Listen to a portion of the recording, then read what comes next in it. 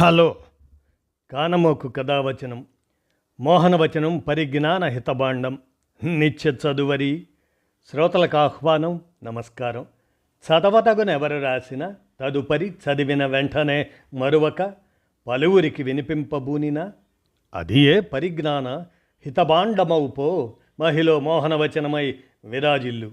పరిజ్ఞాన హితబాండం లక్ష్యం ప్రతివారీ సమాచార హక్కు. ఆస్ఫూర్తితోనే ఇప్పుడు బిఆర్ బాపూజీ విరచిత అంశం బిరుదులన్నీ వ్యక్తి పూజలే అనేటువంటి దాన్ని ఇప్పుడు మన కానమోకు కథావచనం శ్రోతలకు మీ కానమోకు స్వరంలో వినిపిస్తాను, వినండి.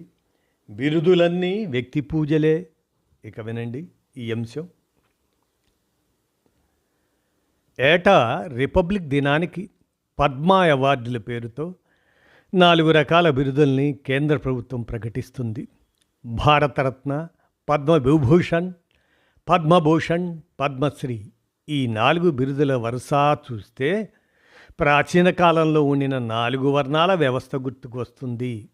కానీ భారత పాలకవర్గాలు రాసుకున్న 1950 నాటి రాజ్యాంగంలో ప్రభుత్వం బిరుదులు ఇవ్వకూడదనే ఉంది. కానీ 1954లో ఈ బిరుదుల్ని అప్పటి ప్రభుత్వం ప్రవేశపెట్టింది. ఈ బిరుదులు రాజ్యాంగంలో రాసుకున్న దానికి విరుద్ధమైనవి కాబట్టి వీటిని రద్దు చేయాలని అప్పట్లో కొందరు కొన్ని రాష్ట్రాల హైకోర్టులకు వెళ్ళారు. చివరికి 5 జడ్జీల సుప్రీంకోర్టు ధర్మాసనం అవి బిరుదులు కావు, గౌరవ పురస్కారాలు, ఆనరరీ అవార్డ్స్ కాబట్టి అవి రాజ్యాంగానికి విరుద్ధమైనవి కావు అని తేల్చింది. బిరుదులు కాకపోతే ఈ అవార్డులను పొందిన వారిని భారతరత్న ఫలానా, పద్మవిభూషణ్ ఫలానా, పద్మశ్రీ ఫలానా అని సభల్లోనూ పత్రికల్లోనూ సంబోధించటం ఎందుకు? ఆ పురస్కారాలు పొందిన కొందరు తమ లెటర్ హెడ్స్లోనూ తమ జీవిత విశేషాల్లోనూ బయోడేటాల్లోనూ ఆ అవార్డుల్ని చెప్పుకోవటం ఎందుకు? ఇతరులు చెబుతూ ఉంటే ఆనందిస్తూ కూర్చోవటం ఎందుకు? కాబట్టి గౌరవ పురస్కారాలైన బిరుదులైన రెండూ సారాంశంలో ఒకటే. ఒక రకంగా అవి పర్యాయ పదాలే. దేశంలో మనుషులందరూ సమానులే అని ఒక పక్క చెప్పుకుంటూనే ఆ దేశంలోనే కొంతమందిని ఎక్కువ సమానులుగా బిరుదులు ఇవ్వడం ఏమిటి? ప్రభుత్వం ప్రకటించినా తీసుకోవడం ఏమిటి? అవును, మేము అందరితో సమానం కాము, మేము ప్రత్యేకం అనేటువంటి ధోరణే దాంట్లో మనకు కనిపిస్తుంది. అలాగే ఇంకా పరిశీలిస్తే మేము ప్రత్యేకం అనేటువంటి ఈ అంశంలో మేము అందరితో సమానం కాము, మేము ప్రత్యేకం, మేము పద్మ బిరుదాంకితులం, అల్లాటప్పాగాళ్ళం కాదు అని చెప్పుకోవటం కాదు.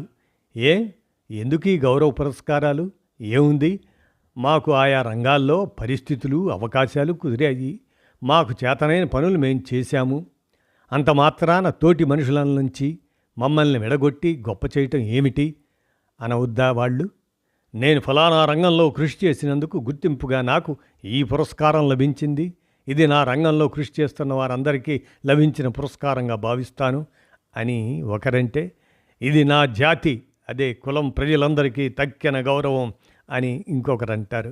అసలు ఈ బిరుదులన్నీ ఆ సమయానికి ఉన్న ప్రభుత్వానికి అనుకూలంగానో వ్యతిరేకత లేకుండానో ఉండేవారికే వస్తాయి. పైగా ఆ బిరుదుల కోసం స్వయంగా కానీ మిత్రుల ద్వారాగా కానీ సిఫార్సులు, పైరవీలు జరుగుతాయని ఎన్నో వింటాం.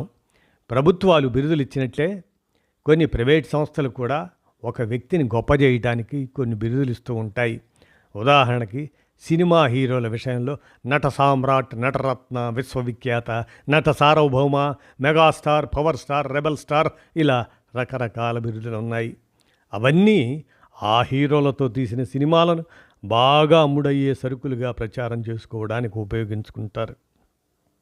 అలాగే కవులకు కూడా కొన్ని రకాల బిరుదులు ఉన్నాయి. విశ్వకవి, మహాకవి, ప్రజాకవి, కవి సామ్రాట్, కవిరత్న, కవి కోకిల, కవిరాజు వగైరాలు. గతంలో అయితే గండ పెండేరాలు తొడిగి ఏనుగు మీద ఊరేగించటం కూడా చేసేవారు.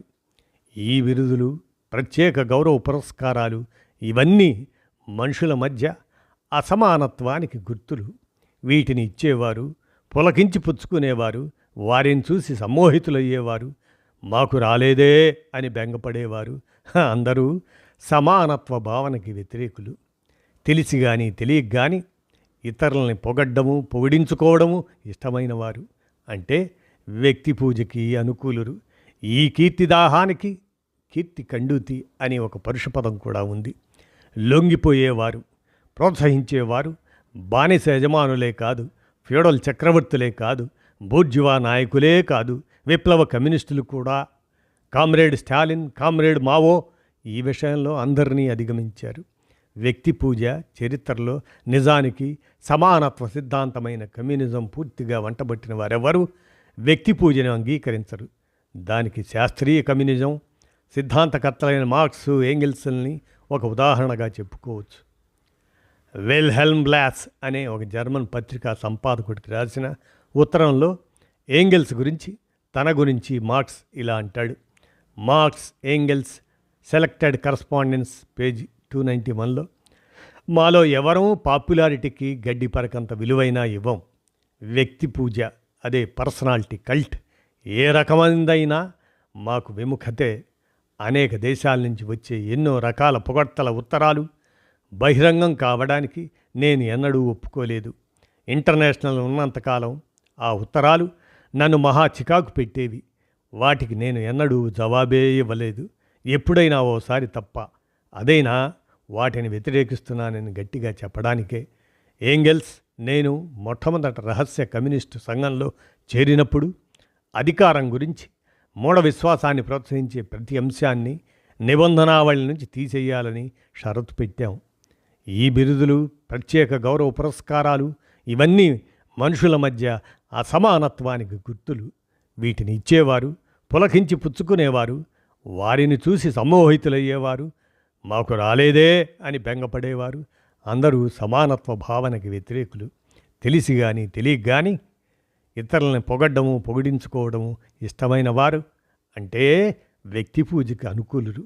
బిరుదులు, అవార్డులు, సన్మానాలు ఆనందంగా అంగీకరించే మేధావులు బిరుదులు వగైరాల్లో ఉన్న అసమానత్వ కోణం గురించి ఆలోచించాలా వద్దా అని అంటూ బిఆర్ బాపూజీ బిరుదులన్నీ వ్యక్తి పూజలే అని అంటూ అందజేసిన ఈ అంశాన్ని మన కానమోకు కథావచనం శ్రోతలకు మీ కానమోకు స్వరంలో వినిపిస్తూ ఆలోచించండి అని సవినయంగా కోరుతూ వినిపించాను. విన్నారుగా, ధన్యవాదాలు.